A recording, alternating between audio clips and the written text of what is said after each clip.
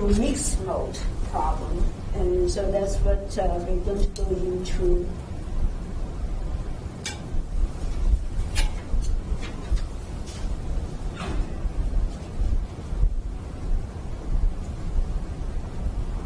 So that's what we're going to cover next. And in this case, actually, it's not as simple as what we would see for the mode 1 or the pure mode. So in this case, in the book is chapter 7.7, so you can see that it's jumped. When in chapter 2, and then when you get into mixed mode, it actually jumped to chapter 7. Okay, so for the mixed mode fracture mechanics, so I'll give you just a quick review, right? We had the mode 1, which is also we call the open mode. And that basically is your applied load is perpendicular to the crack length. So that's mode 1, and of course you have K1 over here in this case. So for mode 2 is a shear mode.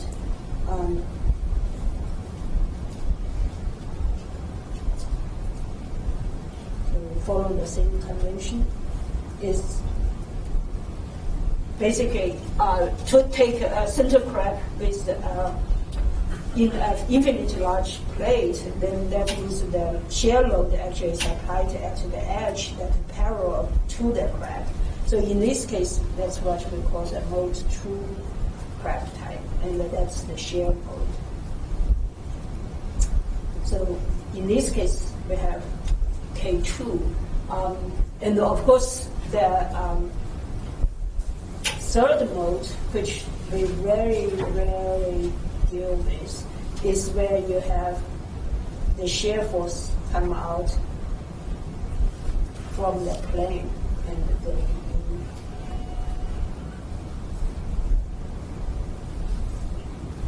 so that's the top. So that's the mode 3.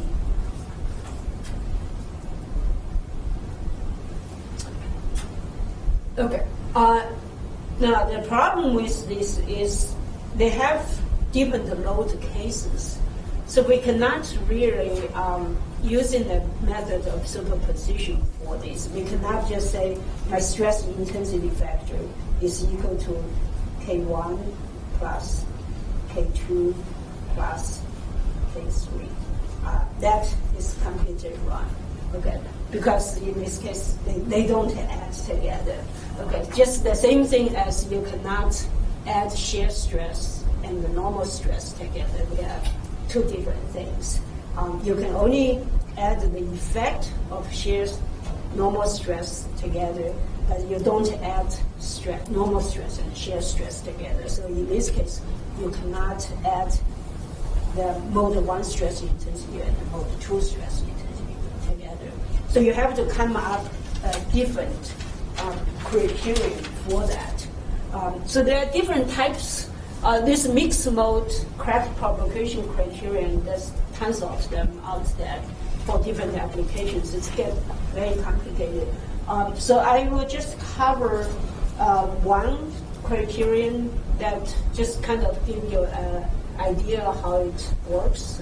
But if you in your research or in your work, you come up, run into a mixed mode crack propagation problem, definitely you will need to do more study on that. Don't just plug something and hope it works. Okay. So what we will introduce in this case is the maximum circumferential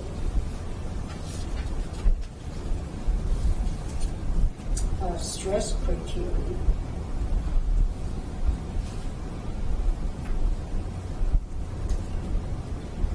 And so I'm going to just write down on this and then explain how it works. So in this case, actually, there are two conditions. One is the crack propagates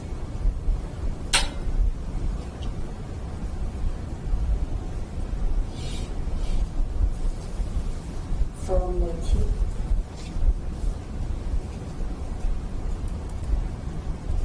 along a direction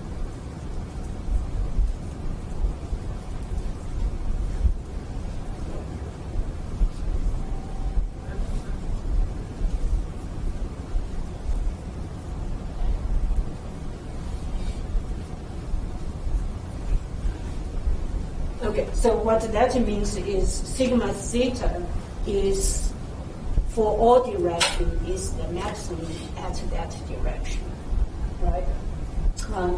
The second one is that, so this, the first condition only defines which direction the crack will propagate. Because in this case, for mode 1, we know that the crack most likely, as soon as you have isotropic material, your crack will propagate perpendicular to the force. For shear, we don't know yet, but at this point, it's not very clear. And then when you add these two together, that's even much more complicated. So, but at least based on this principle, we will be able to determine which direction the crack will propagate. So then the second condition is at what point the crack will propagate. We know that crack will propagate along this direction. At what load, for example, the crack will propagate. So that's the second condition, is that fracture occurs when sigma theta reaches a critical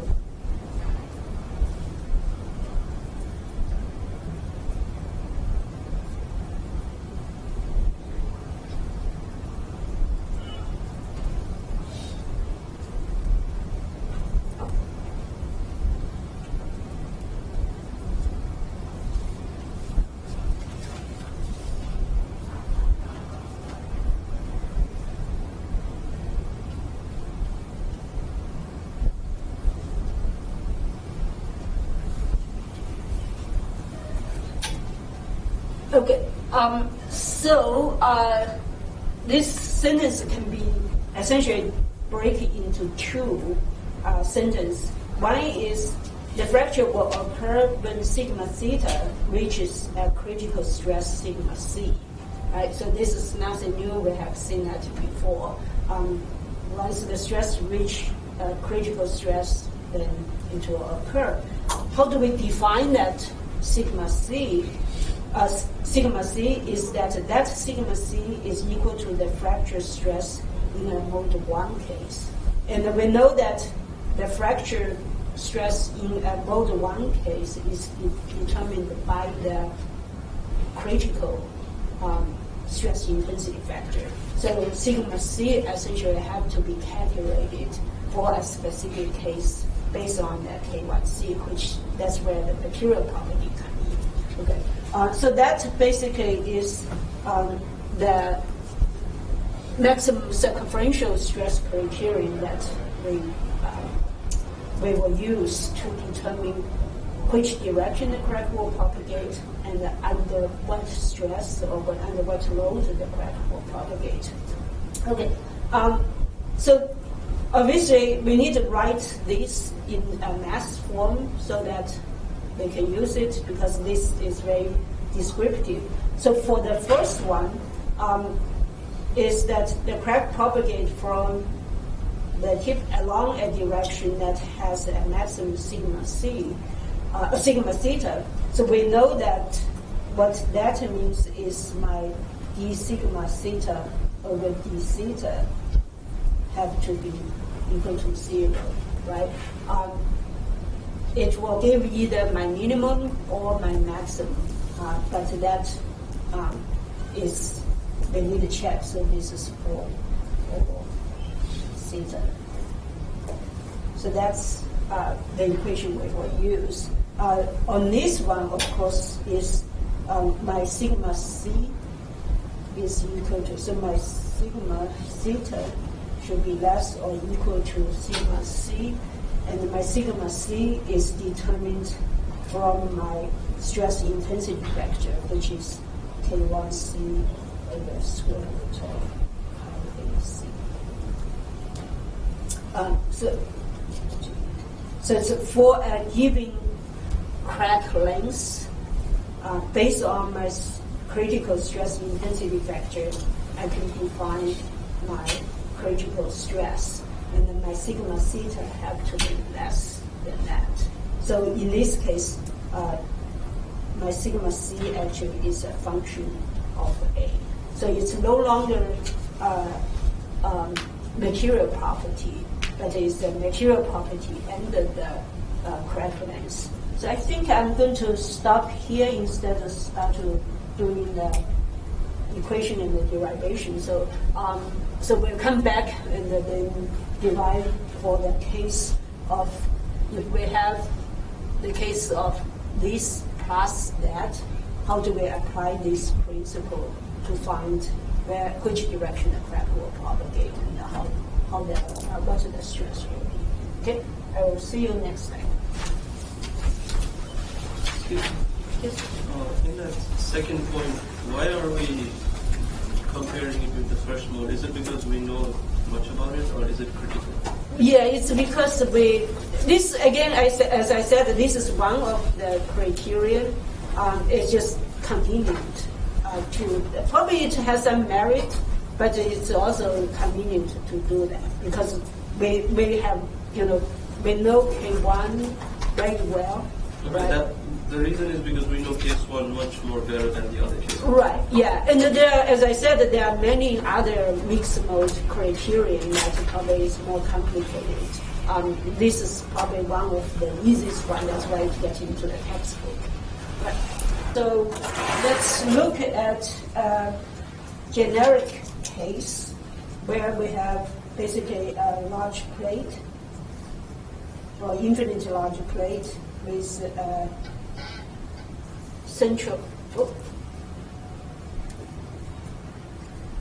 with a central crack of 2A, and in this case we have stress for mode 1, normal stress for mode 1, and the shear stress for mode 2.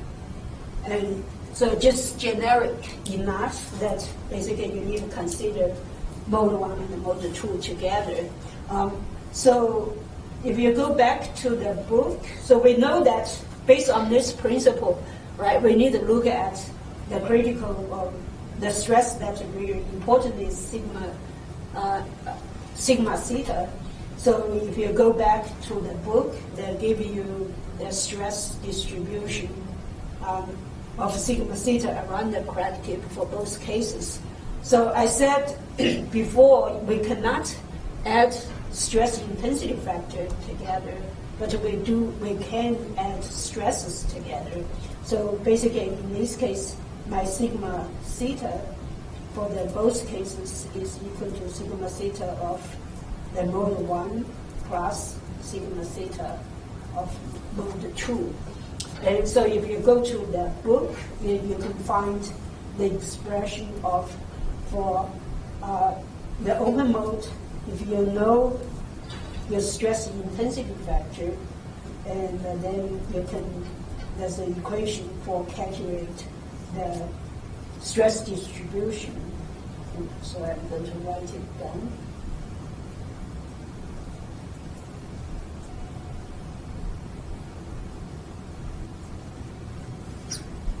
So what this equation essentially gave you the stress distribution of at any point theta. So in a polar system,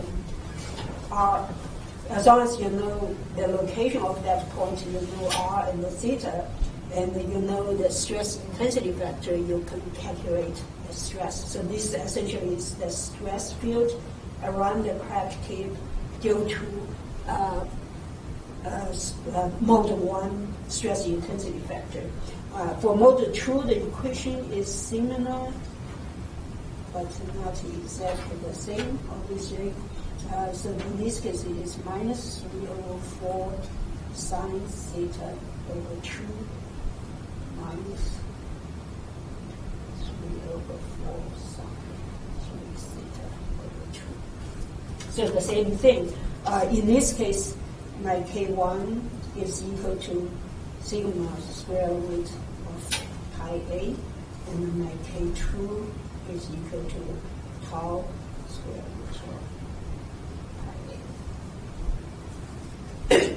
So essentially, you know the stresses, you know the crack length, then you can calculate stresses at any point.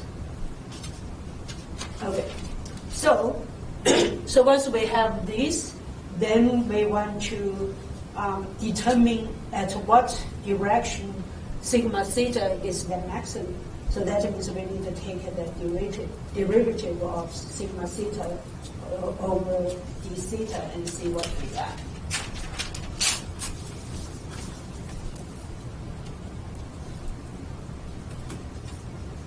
Okay, so the first step is determine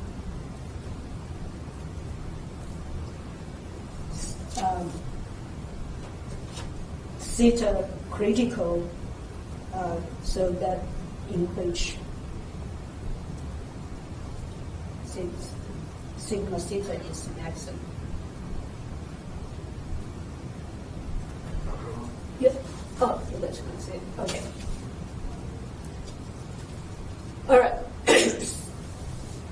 So that's straightforward. We take that equation and do the derivative on that. So we get K1 over square root of 2 pi r. So that's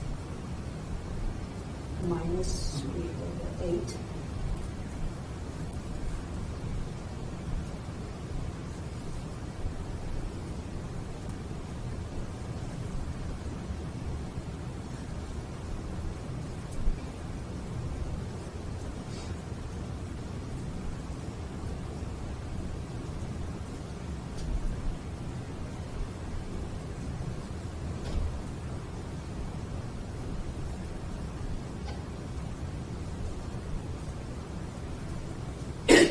And of course, that should be equal to 0. That's critical load. So we can cancel a bunch of stuff out to clean this up a little bit. So we get 2 pi r cancels out, all the 8 can be cancelled out, some of the 3 they cancel out. So basically we get K1 sine theta over 2 plus sine 3 theta over 2 minus, so that's still plus K2 cosine theta over 2 plus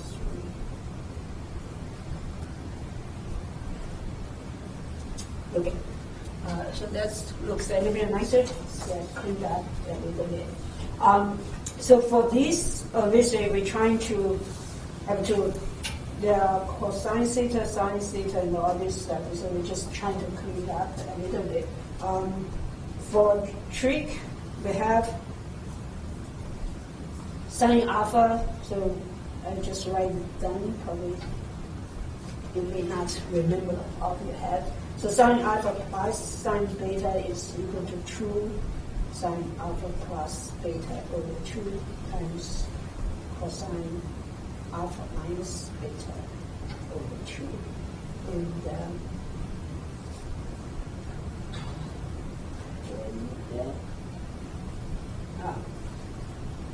for this one, I will actually break into 1/2 of theta plus theta, so that means I have cosine alpha plus beta, that is equal to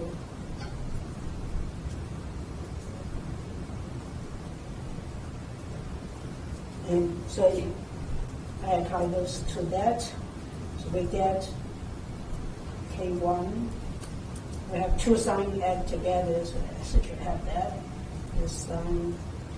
So alpha plus beta divided by 2, so that just is theta. And it's cosine theta over 2 plus.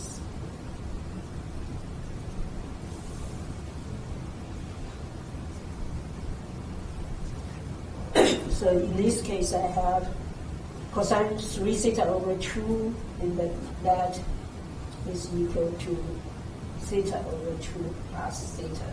Right? So I use that one. So I get cosine theta over 2 times cosine theta minus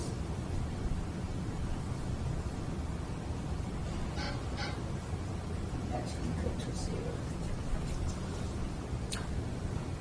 Okay, so now I have a bunch of cosine 2 theta I probably could get rid of.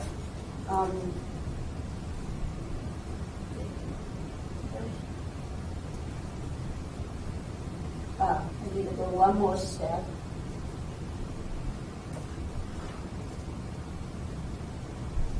Cosine 2 theta, cosine 2 theta, and I have here is sine 2 theta and cosine 2 theta, sine theta, and the sine theta and the sine theta over 2.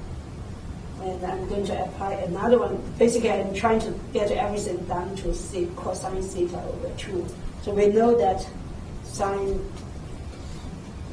theta, you can consider is sine 2 times theta over 2.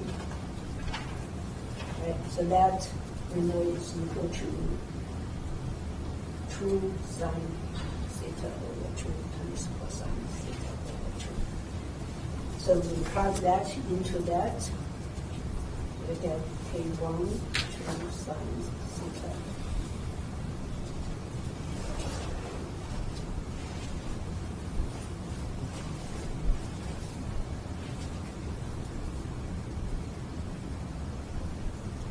So that's 86 sine squared theta over 2 times cosine theta over 2. Okay, so now every term has cosine 2 theta. I can take that out. Cosine theta over 2. And that gave me 2K1 sine theta.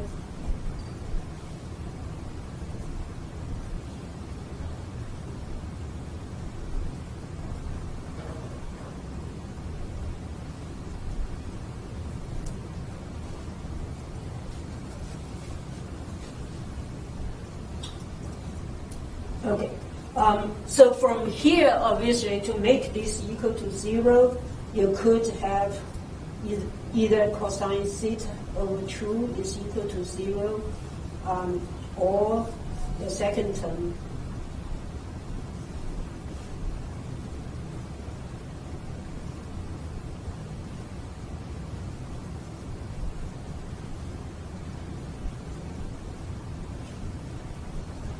So that's two possibilities.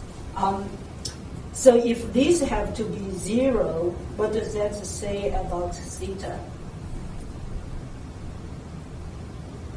Let's remember. Right. So that means theta over 2 is equal to plus minus pi. Pi over 2, right? So that gives me theta is equal to plus minus pi. What does that mean? The h graph is the... So if I can take this graph, then my x is defined that way. So theta equal to plus minus pi means the crack is propagating which way? Along the axis. Along positive x? Both.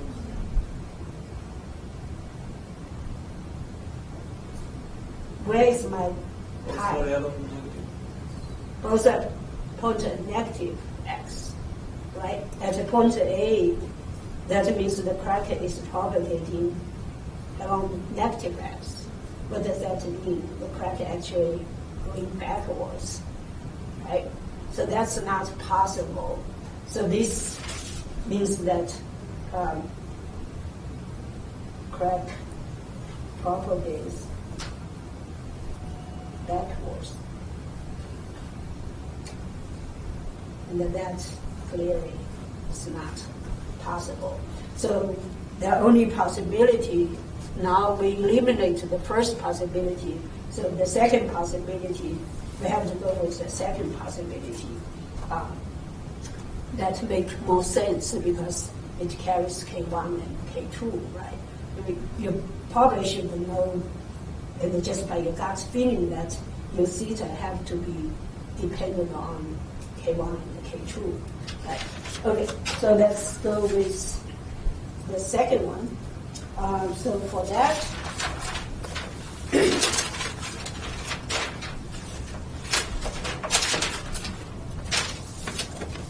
let's do one more thing. Is this guy over here? Now everything is on theta, or then there's another theta over 2. So maybe we can make this, everything is on theta. So we have, in my notes I have I take the whole part.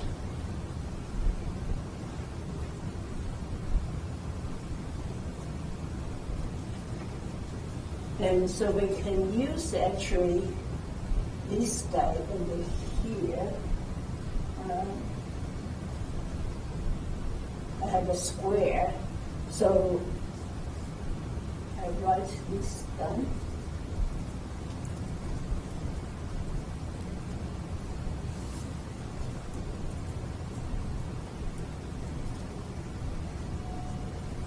Do you just remember this, or do you know how to get to from this one to that one?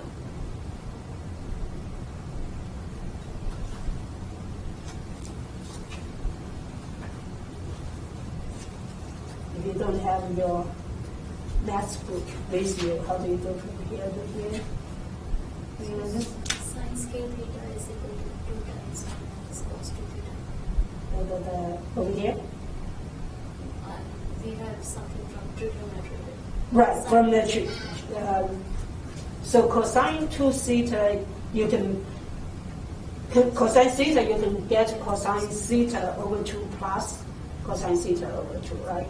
So cosine theta is equal to cosine theta over 2 plus theta over 2. And then we can use this one over here. So that means we get cosine squared theta over 2 minus sine squared theta over 2, right? And then since this, and the cosine squared is equal to 1 minus sine squared.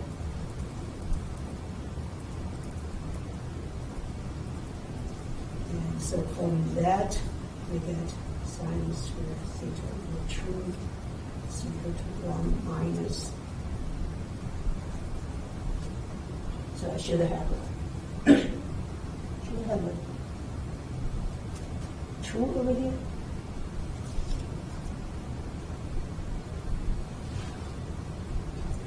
Oh, in my notes, yeah. So that should be true over here. Okay. Wait. Let me double check it. My notes still have the, just doesn't have the 2, so I have 6 cosine theta minus 2 over here. Do you guys see I made a mistake somewhere? Doesn't look like it, right? I should, there's a 2. Right, so there should be 3, but then you put this, oh yeah. So that's right, because this is 3, and then that's 3, so I do have 2 over here. So that's 3, 1, yeah. Okay.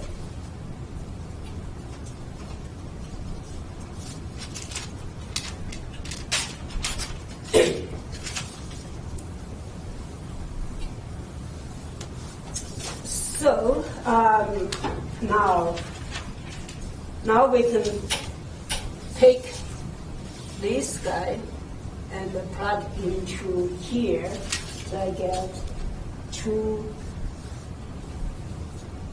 K1 sine theta plus K2 times 6 cosine theta minus 2 equal to 0.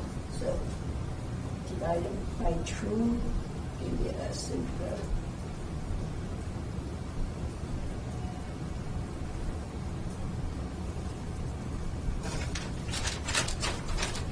Okay, so at this point, let's check to see at 2 cases. This is for mixed mode, right? But a mixed mode equation should reduce down to pure mode 1 or mode 2 if we take the K1 or K2 equal to 0. So let's double check on that. So for pure mode 1, that means my K2 should be equal to 0. And then this just reduced to K1 sine theta equal to 0. And that is my sine theta equal to 0. Right?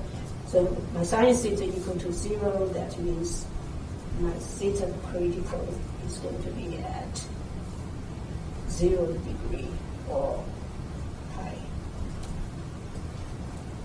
Does that make sense?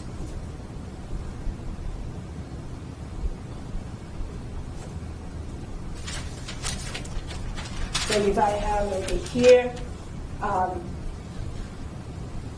a 0, that means I'm propagating along the positive x direction.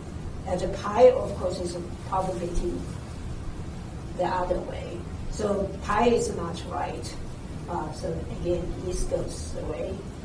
So the only way the crack can propagate is along 0 direction for pure mode. And that makes sense. So we know the crack will propagate along that if you just have the normal stresses. Okay.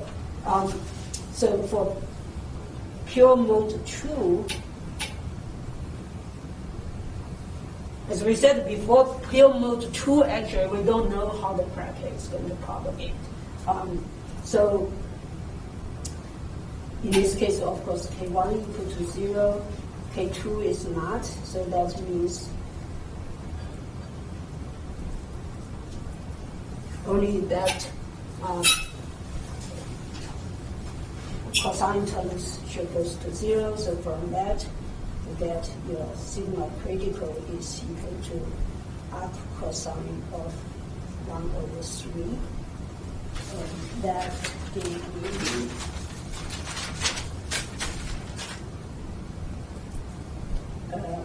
plus minus 70.53 degrees. So you can, in this case, actually, this number only says it could be a maximum or minimum, right?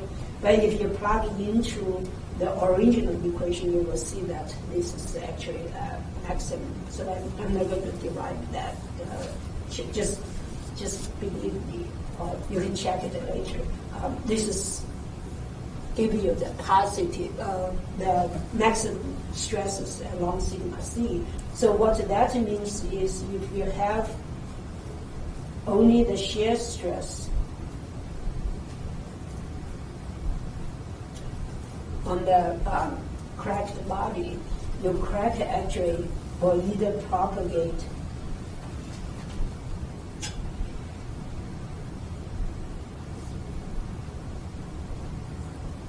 could have 2 directions, either the negative direction or positive direction, but it's at 70.5 degrees as the x direction.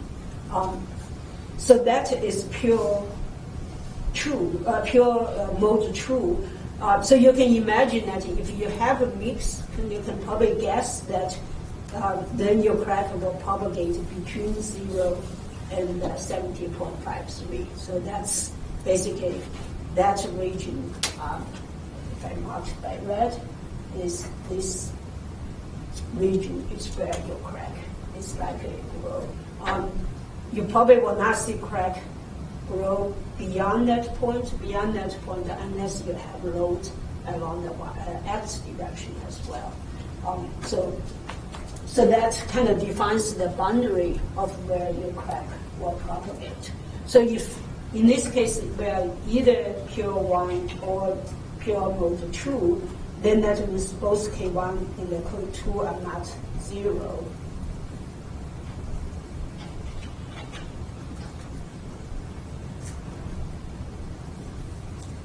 So what we will do is we define a ratio between K2 and the K1, and then to see how we're going to be able to solve for that. So this is my stress intensity correction mix ratio, or mixed mode ratio.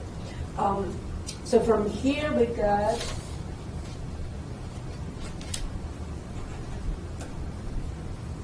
so I rearrange this. So what I get is sine theta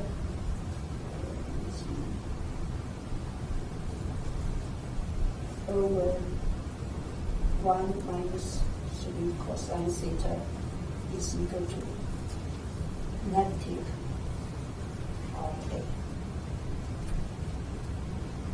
I already switched it over here, so that's positive there. Okay. So how I solve for this, of course, you could plug into MATLAB and try to solve it, but in this case, actually, you can manually solve it for a while until you get to a certain point that you need to use MATLAB. So we go from here is I take square on both sides.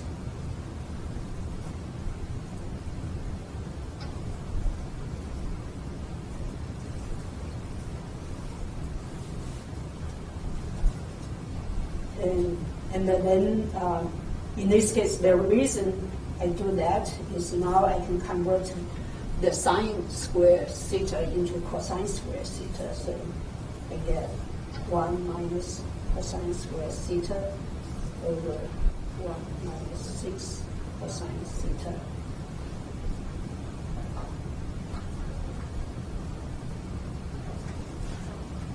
So now on the left-hand side, I have functions all of cosine theta, and the RK, assume you know, if you know your external stresses, so I can solve for that. So in this case, I will assume or just represent, I introduce another variable is equal to cosine theta, just to make the method a bit easier. So now I will have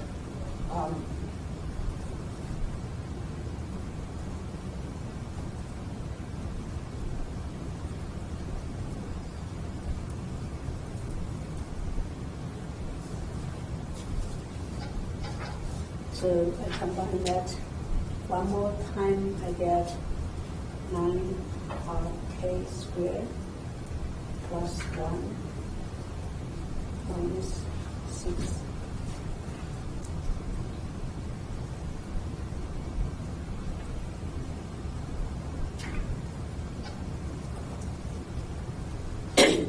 And of course, that is second order differential equation.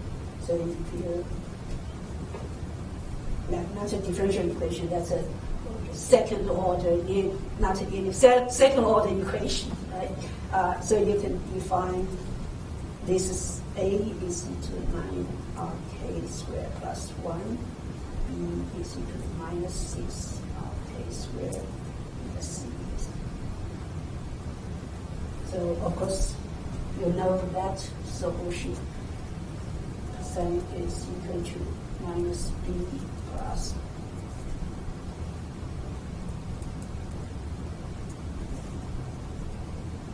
truly. I used to know this by heart. Okay. And so now you plot all that, from that, you find your theta c is equal to arc cosine of this. So that's basically the procedure for solving the angle where the crack will propagate if you have K1 and the K2 are not zero. So as I said before, that your sigma c is going to be between 0 and plus minus 17.53 degrees. You can check, again, you can put this in and check to see whether it gives you the max or not.